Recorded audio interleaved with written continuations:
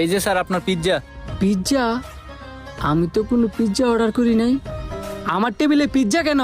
Sir আমাকে যেটা order দিছে আমি সেটাই দিছি, আপনি খান। খাইতাম। আরে খান খান, একবার খাইলে মন ভরে যাবো গা। বাবা বাবা, ফ্রিতে এত বড় পিৎজা, এটা আবার আমি না খাইতাম পারি? ওই ভাই, আমার টেবিলে তো এখনো খাবার আসে নাই।